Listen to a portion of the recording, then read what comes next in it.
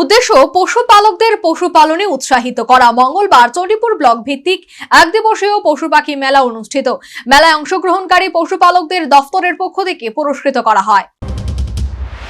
প্রাণী সম্পদ বিকাশ দফতরের উদ্যোগে জাতীয় লাইভস্টক মিশনের অন্তর্গত এক দিবসীয় চণ্ডীপুর ব্লক ভিত্তিক পশু পাখি মেলা অনুষ্ঠিত হয় মঙ্গলবার চণ্ডীপুর বিধানসভার অধীন ডুলুগাঁও দ্বাদশ শ্রেণী বিদ্যালয় মাঠে।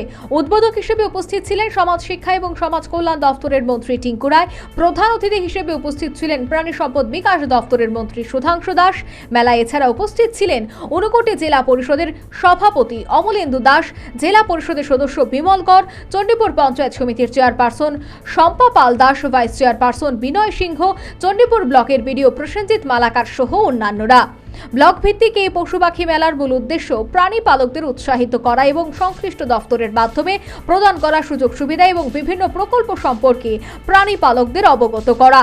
মেলায় প্রাণী সম্পদ বিকাশ দফতরের স্টলের পাশাপাশি কৃষি বিজ্ঞান কেন্দ্র, ঊনকোটি এবং ত্রিপুরা গ্রামীণ ব্যাংকের স্টল ছিল। মেলায় ব্লকের অধীন থাকা গ্রাম পঞ্চায়েতগুলির প্রাণী পালকেরা তাদের পালিত পশু পাখি নিয়ে অংশগ্রহণ করেন।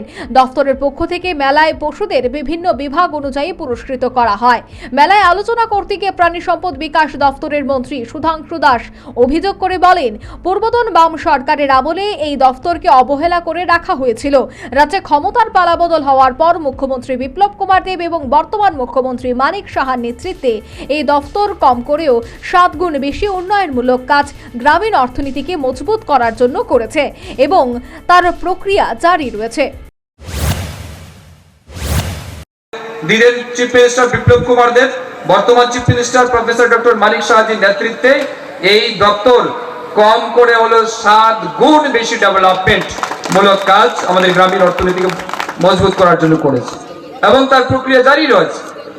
আপনারা চণ্ডীপুরবাসী সত্যি ভাগ্যবান, আমাদের মাননীয় মন্ত্রী এবং আপনাদের বিধানসভার বিধায়ক, তিনি মন্ত্রী হওয়ার পর বিধায়ক হওয়ার পর প্রতিনিয়ত চণ্ডীপুরের জন্য যেভাবে কাজ করছেন এটা সত্যি অপ্রত্যাশিত। আমরা এটা অকল্পনীয়, এটা অনেক বেশি, অনেক হয়তো মানুষ এভাবে প্রত্যাশাও রাখিনি এইভাবে ডেভেলপমেন্ট হবে। এবং এই যে আপনাদের 17 মিয়ার হাওর, যেটাকে বিসিনগর হাওর আমরা বলি, এই হাওরের ডেভেলপমেন্টের জন্য তিনি বলেছেন আমাকে, এবং আগামী এপ্রিল মাসের প্রথম সপ্তাহে কেন্দ্রীয় মন্ত্রী আসবেন। আপনারা জানেন এখানে রাজ্যের মধ্যে প্রথম, ত্রিপুরা রাজ্যের ফিশারি দপ্তরের ইতিহাসে প্রথম সবচেয়ে বড় প্রজেক্ট যেটা লাগছে ত্রিপুরার মধ্যে, সেটা আপনাদের এখানে এই হাওড়া বাজারে লাগবে, ইন্টিগ্রেটেড অ্যাকোয়া পার্ক। অনুষ্ঠানে উদ্বোধক মন্ত্রী টিঙ্কু রায় বলেন, পূর্বতন সরকার মানুষের মধ্যে এমন মানসিকতা তৈরি করেছিল যে সবাই ভাবতো আমরা লাঞ্ছিত, বঞ্চিত, আমরা কিছুই করতে পারবো না। আজ পরিবর্তিত ত্রিপুরায় আমরা করতে পারবো, এই আত্মবিশ্বাস তৈরি হয়েছে। সরকারি বিভিন্ন প্রকল্প আনা হয়েছে, বিভিন্ন সুযোগ সুবিধা, যেগুলি সঠিক বাস্তবায়নে স্বনির্ভর হয়ে উঠবে গ্রাম, স্বনির্ভর হয়ে উঠবে ত্রিপুরা। লাঞ্ছিত, আমরা বঞ্চিত, অর্থাৎ আমরা কিছু করতে পারবো না, এরকম একটা মানসিকতা তৈরি হয়েছে। কিন্তু আজকের পরবর্তীতে ত্রিপুরায় দেখুন মাননীয় মন্ত্রী প্রত্যেকটা কথায় বলছে যে আমরা বিভিন্ন স্কিম এনেছি, সাবসিডি রয়েছে, আমরা করতে পারবো। তিনি ডিমের কথা বলেছেন। আমি সোশ্যাল ওয়েলফেয়ার, সোশ্যাল এডুকেশন যে দপ্তরটা দেখি, সেই দপ্তরের একটা ডিপার্টমেন্ট হচ্ছে অঙ্গনওয়াড়ি।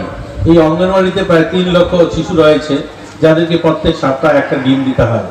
এবং যারা মায়েরা রয়েছেন, অর্থাৎ গর্ভবতী মা যারা রয়েছেন, এইরকম 40,000-এরও বেশি মায়েরা প্রত্যেক মাসে রেজিস্টার হন, যারা গর্ভবতী তাদেরকেও প্রত্যেক সপ্তাহে একটা ডিম দিতে হয়। এবং সেম বাচ্চা যারা, অর্থাৎ দুর্বল যারা, তাদেরকে 2টো ডিম দিতে হয়, এবং দুর্বল মায়েরা যারা, তাদেরকে 2টো ডিম দিতে হয়।